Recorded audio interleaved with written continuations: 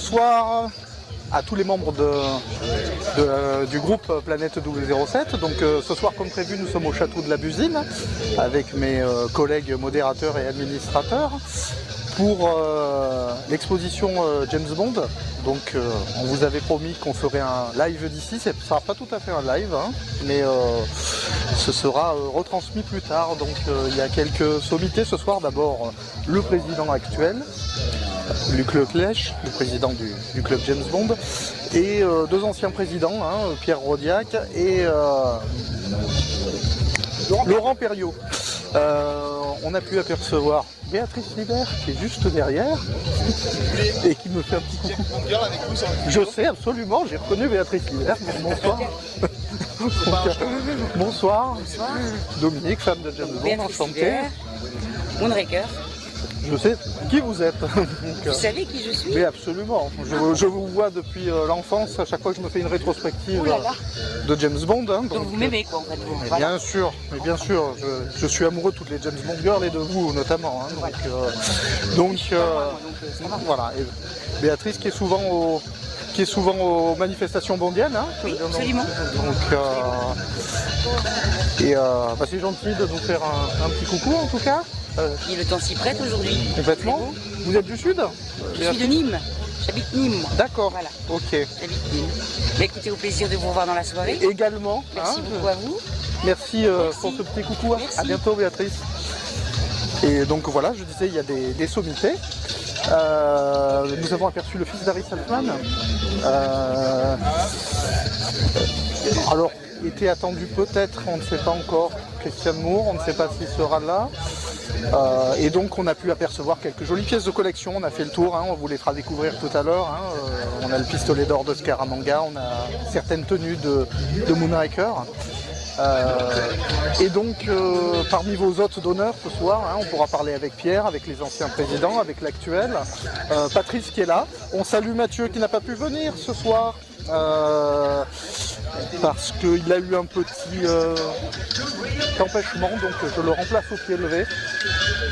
Je le dis franchement, un petit peu d'indulgence pour ma présentation, même si je ne suis pas toujours à l'aise, mais c'est ma première présentation en live. Donc voilà, et je vous dis à tout à l'heure. Voulez-vous situer aussi très précisément ce que c'est que le château de la Busine, parce que peut-être que certains d'entre vous ne le savent pas, mais le château de la Busine, c'est le fameux château de ma mère, le fameux château de Marcel Pagnol.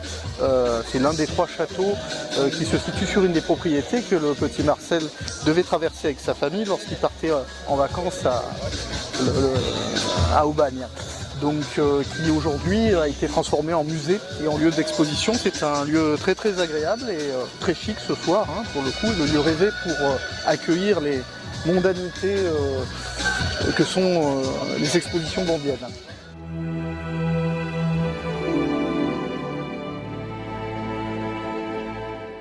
Bon, et bien on va vous faire un petit tour de l'exposition. Hein, on est un peu là pour ça aussi.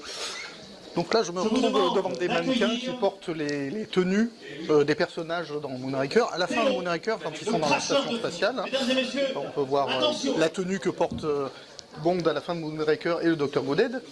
Ça, c'est une maquette de la station spatiale. Si je ne m'abuse, celle qui sauve Jaws et Dolly. Donc, on peut voir quelques photos du film. Bon, en général, ce sont des... Ça, c'est un cliché plutôt connu, mais on peut voir quelques plans moins connus. Voyons un peu par ici ce qu'on peut voir. Là, nous avons le fameux éléphant qui donne l'occasion à Bond d'avoir sa seule interaction avec un enfant dans toute la saga, dans l'homme au pistolet d'or, l'éléphant que l'enfant thaïlandais essaie de lui revendre. Nous avons la capsule, le tube à toxine qui contient le gaz dans Moonraker. Nous avons l'excellente boisson que déguste Dominic Green à la fin de Quantum of Solace. Nous avons les mines de GoldenEye. Nous continuons, donc on a encore quelques pièces intéressantes ici. Le téléphone qui dirige la voiture dans Demain ne meurt jamais. Nous avons la fameuse bague que Q utilise dans les diamants sont éternels pour tricher au jackpot. Nous avons l'épingle qui déclenche la mort de King dans Le Monde ne suffit pas. Nous avons la seringue télécommandée utilisée par Zorin pour doper son cheval. Nous avons le dentifrice de permis de tuer, dentifrice explosif. Nous avons un rouge à lèvres dans On ne vit que deux fois, c'est Helga Brandt qui l'utilise. Nous avons le respirateur, enfin le cigare à oxygène de Opération Tonnerre. Et nous avons l'appareil photo sous-marin de Opération Tonnerre. On peut voir quelques photos souvenirs. Je crois que c'est le fils d'Harry Saltzman qu'on a pu voir tout à l'heure lors du discours de Valérie Fedel et de Luc Leclèche. Donc quelques clichés souvenirs des tournages. On peut voir la conférence de presse, je crois, où Roger Moore a été annoncé en tant que James Bond, à l'époque où il n'avait pas encore minci et où il n'avait pas encore coupé ses cheveux, aux grandes dames des producteurs. Ceci est un baril chimique qui, je crois que c'est à la fin de GoldenEye, c'est ce qui participe à l'expérience. Ah, c'est dans le pré-générique, je dis une bêtise. Donc c'est dans le pré-générique, dans l'usine à Arkhangelsk. Donc j'ai du mal à prononcer. On peut voir aussi quelques très très belles photos. Elles sont de Jeff Marshall, si je ne m'abuse, toutes ces très belles illustrations. Alors ici, qu'avons-nous? Le jeu de cartes de Vivre et laisser mourir. Les fameux sacs d'opium de The Living Daylights. J'imagine que ça doit être dans Vivre et laisser mourir. Non, pommeau à tête de mort de la canne utilisé par Bond dans la scène d'ouverture de Spectre. Donc, ensuite, engin sous-marin, maquette de l'engin sous-marin utilisé par l'Argo dans Opération Tonnerre. Et ici, nous avons des projectiles pour fusil à harpon également utilisés dans Opération Tonnerre. Alors là, lequel préférez-vous, messieurs, dames? Est-ce qu'on peut tourner cette... Ah oui, apparemment, je veux dire, c'est la guerre. Hein. Mais si, quand je suis arrivé, il y avait Roger Moore qui était devant. Donc apparemment, on peut le faire à loisir. Donc si je fais ça, ça va pas plaire à José, mais ça plaira à Damien. Si je fais ça, ça plaira à Pierre et à beaucoup de monde. Voilà, Jean-Marc Palan, surtout à Jean-Marc Palan. D'ailleurs, je crois que Jean-Marc Palan, ici, il aurait bloqué le mécanisme. Hein, je veux dire. Donc, là, ça plaira à Marie-France, à José, à beaucoup de monde. Hein, et là, ça plaira à beaucoup de monde, sauf à quelques purs et durs. Hein, donc, mais il nous en manque 2, tout de même. C'est bien dommage. Mais on ne peut pas être perfectionniste, surtout. Là, on a encore quelques pièces intéressantes. Nous avons la casquette de chauffeur portée par Patrick Macnee dans le rôle de Tibet dans A View to a Kill.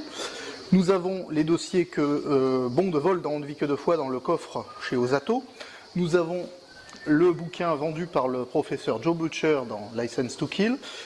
Donc voici l'accessoire de tout séducteur qui se respecte, hein, le livre de généalogie utilisé par Bond au service secret de Sa Majesté. Hein, donc amenez ces demoiselles dans votre chambre et parlez-leur de vos besants et parlez-leur du fait qu'elles sont plus jolies encore avec ces flammes qui les éclairent. On peut voir le magazine que Bond feuillette dans l'avion, dans Die Another Day, où on voit le visage de Graves.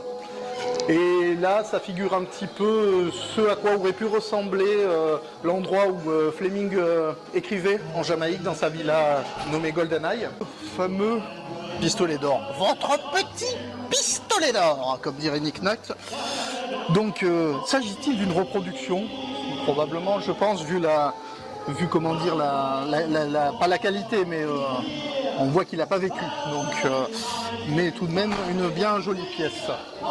Alors, ces robes, ça c'est celle que Patrice a dit qu'il volerait à la fin de l'exposition, me semble-t-il. Hein, c'est bien celle de Miss Sédou. Ça, c'est celle de... Encore un accessoire de tout séducteur qui se respecte, hein, surtout de nos jours. Hein, je veux dire, là, vous faites un tabac avec ça. Hein,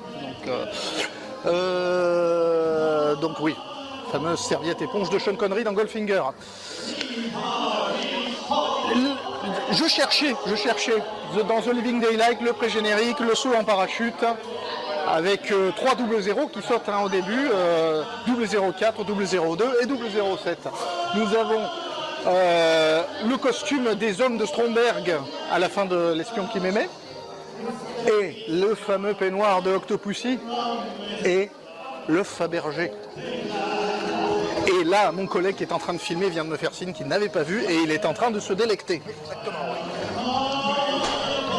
Alors là, de loin, je dirais... Ça, c'est la tunique qui porte dans Octopussy. Yes. C'est la tenue de Misha ou de Grisha. Oui, c'est ça, tout à fait. Mais est-ce celle de Misha ou de Grishka? Là est la question. Qu'est-ce que tu en dis, Patrice? Vu la texture et que c'est propre, ça doit être... C'est pas celui qui se fait poignarder, à mon avis, c'est celui qui se prend le canon sur la tête. Tu vois, Illustration de de Jeff Marshall. Alors ça, si je pouvais le piquer, de la longueur. ouais, le serpent en mousse de Live and Let Die. Je musarde, merci. Nous avons une étoile et un crochet de ninja de On ne vit que deux fois. Alors ça a l'air d'avoir bien vécu. Est-ce que ce serait d'origine? Nous avons le pic à glace, non pas de Basic Instinct, mais de Monsieur Inks, lors de la bagarre avec Bond dans Spectre. La scie circulaire de Octopussy, d'un des hommes engagés par Kemmel pour tuer Bond. Nous avons les lunettes asymétriques, visibles dans Dangereusement Vôtre. Avant d'offrir un enrichissement. Oui, tout à fait, ce sont celles de Mayday. Ensuite, qu'avons-nous? Encore quelques belles illustrations. Nous avons une petite Lotus Donc ça, Esprit. c'est un modèle plaqué or 14 carats qui a été offert à chaque personne présente à l'avant-première de L'espion qui m'aimait. Ce sont des pièces numérotées dont un exemplaire était revenu à Colin Chapman, le fondateur et le président de Lotus Cars. Et ceci, l'Aston Martin Vanquish, télécommande et manuel d'utilisation de l'Aston Martin Vanquish dans Meurt un autre jour. Là, je l'aurais pas reconnu tout de suite, je dois bien l'avouer. Encore des magnifiques illustrations de Jeff Marshall. Il est vraiment doué, hein. On peut voir à quel point il a capté le regard de Mérou, de Carole Bouquet, pardon, de regard profond dans sa magnifique interprétation de Rien que pour vos yeux, un film dont le tournage l'a passionné. Elle ne manque jamais une occasion de le dire dans la presse. Et là, je crois que nous avons pénétré dans un lieu sacré, saint. Il s'agirait du bureau de M, si je ne m'abuse. Peut-être pas celui que nous connaissons dans les années 60 ou 70. Ce serait plutôt celui dans Skyfall, si j'ai bien lu la pancarte à l'entrée. Avec le fameux bulldog offert par M après sa mort pour convaincre Bond de ne surtout pas devenir un bureaucrate. Alors moi, ce qui m'intrigue dans tout ça, y a-t-il des pièces d'origine? Je pense qu'il y en a beaucoup qui sont des reproductions, mais y en a-t-il qui ont servi vraiment pour les films?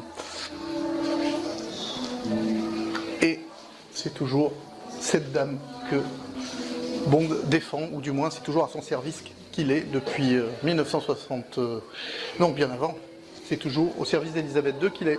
Ça nous fera drôle le jour où on nous dira que c'est au service du prince Charles.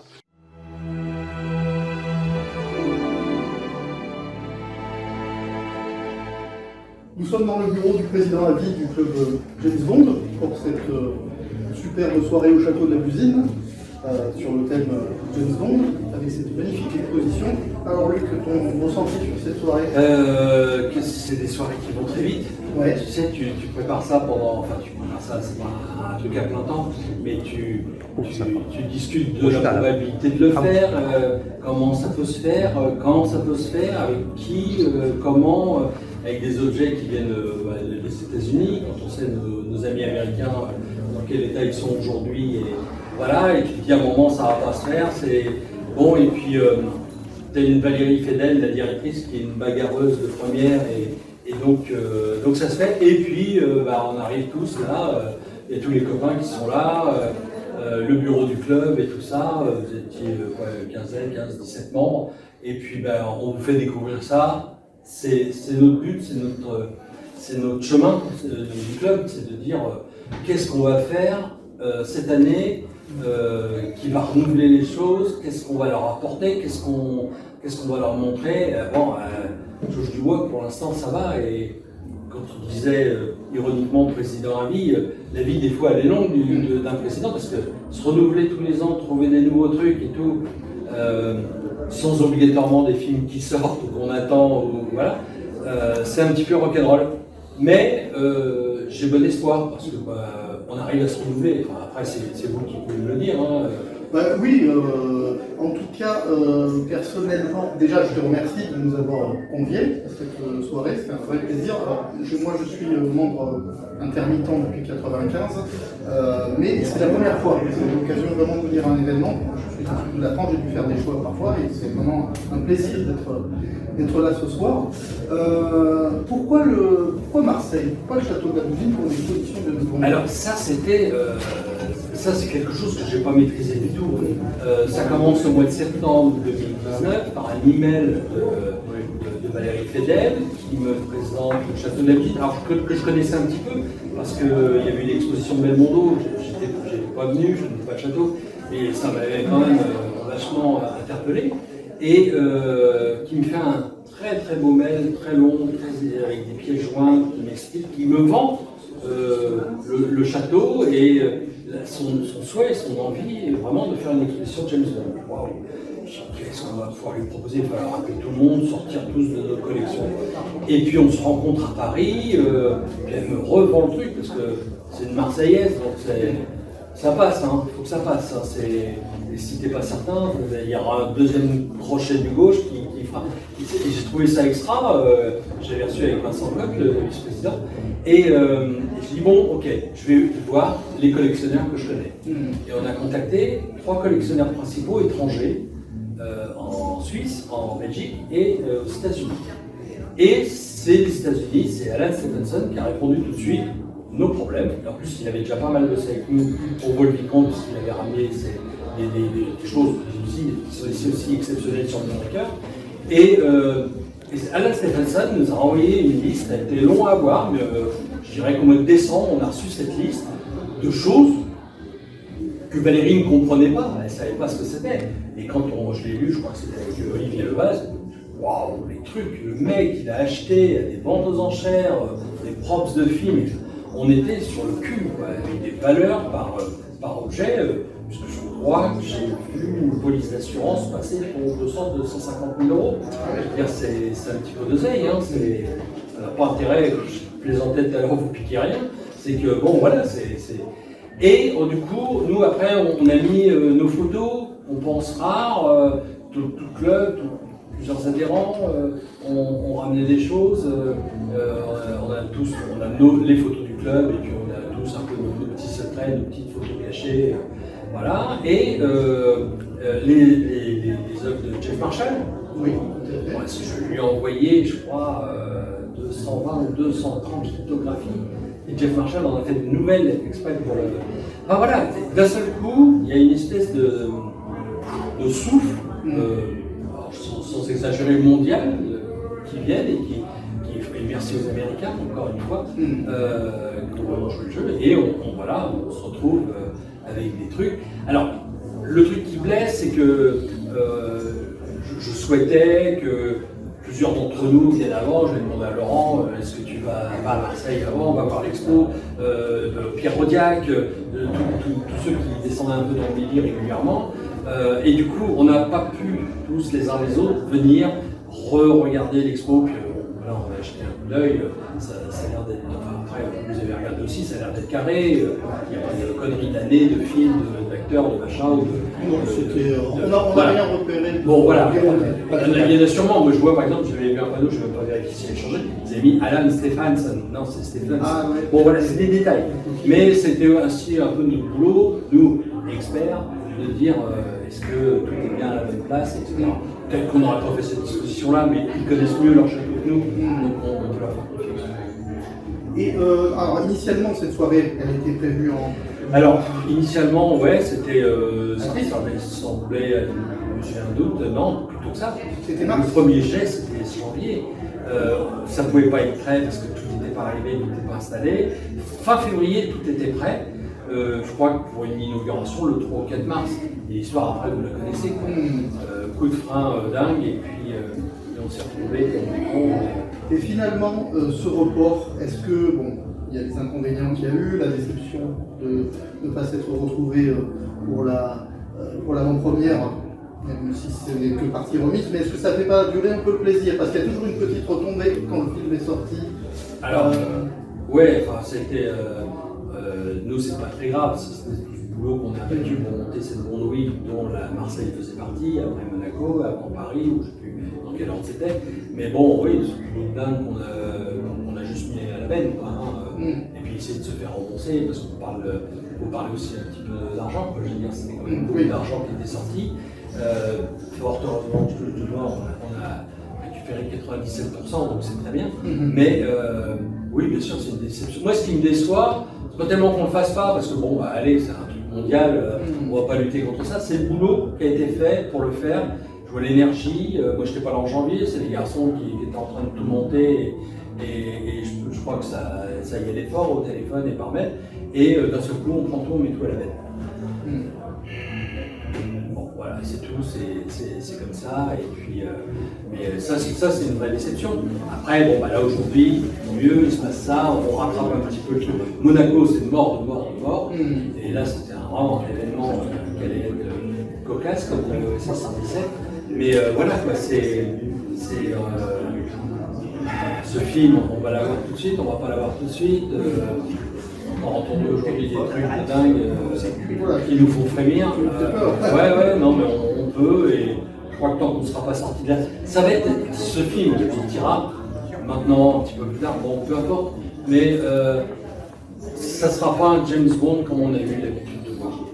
Écoute, je te remercie beaucoup, Luc, encore une fois, pour nous avoir conviés, puis pour nous donner l'occasion de vivre de telles soirées.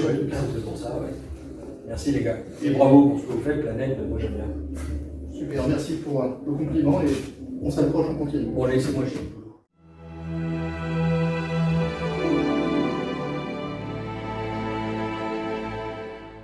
Ce soir, nous inaugurons ensemble notre nouvelle exposition. Elle est consacrée cette année au plus célèbre des espions popularisés par la littérature et le cinéma, James Bond. Les 4 premières icônes de la culture populaire qui ont été célébrées ici même, Jean-Paul Belmondo, Brigitte Bardot, Johnny Hallyday, Charles Aznavour, cèdent aujourd'hui la place à un personnage fictif, mais 25 films lui ont donné un visage qui a changé à 6 reprises sans que sa popularité ne faiblisse. C'est l'agent si peu secret que tout le monde le connaît. Ian Fleming l'a inventé en pleine guerre froide au milieu du siècle dernier. Qui aurait alors parié un shilling que 007 connaîtrait une telle carrière? Certes, les histoires et les films de James Bond n'ont cessé d'évoluer avec le monde et la société.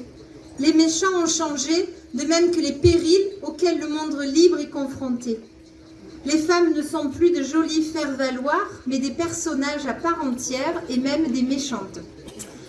La technologie a fait aussi des bonds extraordinaires. Il n'y a guère que 2 choses qui n'ont pas varié. Depuis Goldfinger, Bond maltraite la même Aston Martin DB5 qui doit toujours être reconstruite car 007 détruit tout ce que Q lui confie au début de chacune de ses missions. Et puis, l'agent autorisé à tuer est toujours au service secret de la même majesté, Elisabeth II. Quand on a eu l'idée d'évoquer ce véritable mythe populaire, on était loin d'imaginer la complexité de l'entreprise. Le bon choix fut de s'adresser au club James Bond France. C'est la plus ancienne et la plus active des associations des fans de 007. Luc Leclèche, Olivier Fabry, Olivier Lebas, Pierre Fabry, Pierre Rodiac. Voilà, ils sont nombreux dans ce club, il va nous en parler tout à l'heure, Luc. Ils nous ont apporté une aide exceptionnelle pour le montage de cette exposition. Sans eux, on ne pourrait pas voir ce qui est présenté ici. Sans eux donc, et sans aussi Alan Stephenson. Alors Alan Stephenson, c'est un Américain. Il compte parmi les plus grands collectionneurs de tout ce qui se rapporte à Bond. Il a exceptionnellement accepté de nous confier un grand nombre de ses pièces, dont beaucoup sont uniques ou rarissimes. Elles sont montrées aussi, pour certaines, pour la première fois. Alors, sans eux, tout ça, en fait, n'aurait pu être présenté ici. Alors, le soin qui a été apporté à l'emballage et au transport depuis les États-Unis nous ont fait croire, à un instant, qu'on nous livrait le trésor de Toutankhamon. Luc Leclèche, donc président du club James Bond de France, va nous présenter ses invités exceptionnels, puisque derrière moi, vous avez des James Bond girls, vous avez aussi un producteur, vous avez aussi un cascadeur. Voilà, il va nous en dire un petit peu plus. Mais... J'aime beaucoup ces moments d'élection, que je représente mon mandat tous les ans. Et je crois que je suis peut-être un des seuls présidents au monde à être élu à 100% à chaque fois. Ça s'appelle une république bananière, je le sais, mais bon, c'est comme ça, c'est pas autrement. Je dirais que vous tous, déjà, vous êtes un bon exemple parce que on dit souvent que tout le monde a un rapport, un moment ou un autre dans sa vie avec James Bond. Vous, c'est aujourd'hui, tant mieux. Et peut-être que vous avez vu un film avant, ou je ne sais pas. Mais bon, en attendant, je crois que tous les habitants de cette planète, à un moment, ont eu quelque chose à faire avec James Bond. Et j'aime bien cette théorie de l'effet papillon, qui d'un battement d'aile ici va provoquer un ouragan de l'autre côté de la planète. Imaginez un petit garçon de 12 ans qui en 1974 va voir L'homme au pistolet d'or avec son père, avec sa mère, et qui d'un seul coup, la lumière s'allume dans le cinéma, il tire Excalibur du rocher, et James Bond, ce sera sa vie. Et c'est moi, voilà, mais le petit garçon, il a juste un petit peu grandi. Et je suis très ému ce soir de vous dire que ce film, L'homme au pistolet d'or, dont le pistolet est exposé ici au château de la Musine, c'est un film qui a été produit par Albert Broccoli et Harry Saltzman. Et c'est pour moi une grande émotion aujourd'hui de vous présenter Monsieur Steven Saltzman, qui est le fils d'Harry Saltzman. Et ça me permet de lui dire en direct merci à ton père, merci à Monsieur Broccoli d'avoir produit cet ultime film pour ton père. On le sait puisqu'il a quitté la série après. Et donc voilà, pour moi la boucle est bouclée. Je vais remercier, je n'osais pas le faire jusque-là, je ne vois pas très souvent, mais voilà, en tout cas merci pour ce film. Et peut-être si je n'avais pas vu ce film-là, vous n'auriez pas eu d'exposition, mais bon, on aurait trouvé d'autres experts James Bond pour me remplacer. Les experts James Bond qui sont là, je m'adresse à vous, plus particulièrement, vous ne piquez rien. Cette collection ne nous appartient pas. Il faut qu'on la rende à M. Stephenson et à M. Fabry, et je pense qu'ils ne vont pas bien apprécier si vous partez en courant avec quelque chose. On a la chance ce soir aussi de recevoir, je commence par les messieurs, c'est pas très poli, mais c'est peut-être le mec que je connais qui a pété le plus de bagnoles dans sa carrière, et on lui demandait de le faire. Et le privilège que vous avez ce soir de recevoir monsieur Rémi Julienne, qui a juste, excusez du peu, officié sur 6 James Bond. C'était un rêve qu'il avait de professionnel cascadeur avec M. Ventura, M. Belmondo, M. De Funès, bref, la liste est très longue, de faire un James Bond un jour, et eux rêvaient de travailler un jour avec lui. Ils n'arrivaient juste pas à joindre, ce qui était juste un truc de dingue. Un jour ça s'est fait, et vous avez pu voir ce premier James Bond qu'il a managé, qui s'appelle Rien pour vos yeux, avec la 2 chevaux jaunes, etc. Et voilà, j'en vois déjà qui font ça, soit vous avez des 2 chevaux, soit vous avez vu le film. Donc voilà, merci Rémi d'être venu, et encore bravo pour tout ce que tu as fait pour James Bond. Et c'est pas fini. D'ailleurs, si quelqu'un veut lui donner les clés de sa bagnole, c'est le moment jamais, c'est un bon assureur ou un truc qui vous fera quelque chose. Ensuite, il y a, je dis souvent, c'est mes girls, parce que c'est des James Bond girls qui sont françaises, déjà, Cocorico, qui ont eu le privilège d'officier dans Moonraker, qui est un James Bond français, même si c'est une production étrangère, tournée en France, avec des acteurs et des actrices françaises dans des studios français. Et donc aujourd'hui, on a la chance aussi de recevoir Catherine Serre,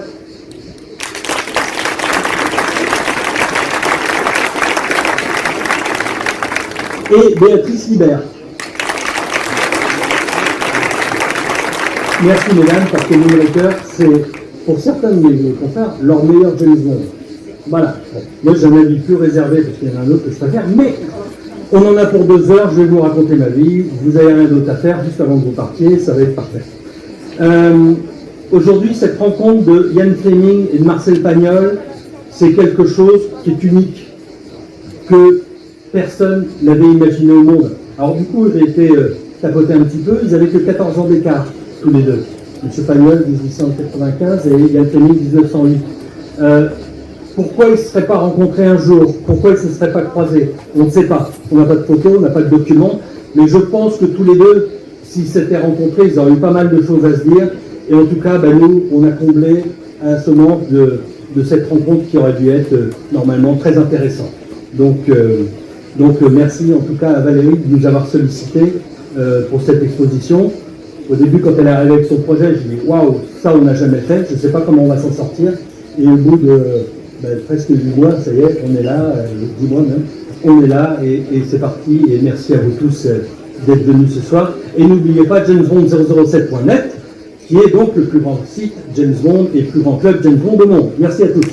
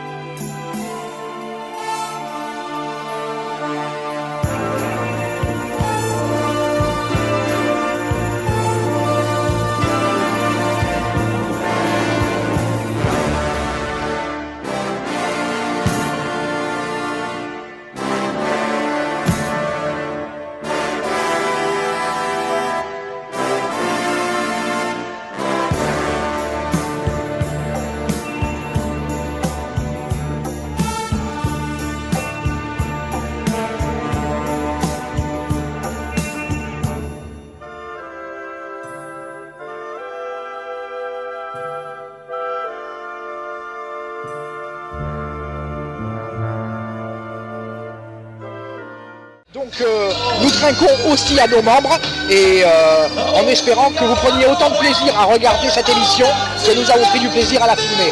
Et je ne sais pas quelle année c'est, le champagne, j'ai pas regardé la bouteille, mais si c'est du 69, c'est que tu m'attendais. Sans doute. À la vôtre.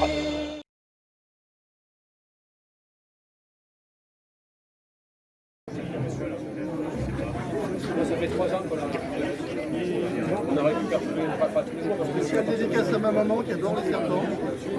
bah, nous, on est sur le plan. Regarde maman, Ah ouais, carrément. Elle est créative.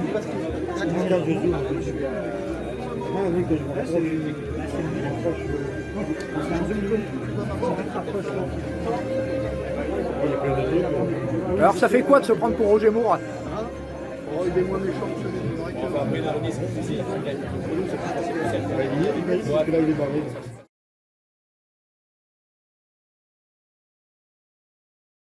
Cracheur de feu lorsqu'il avait 16 ans. Ça on va le garder, elle est filmée.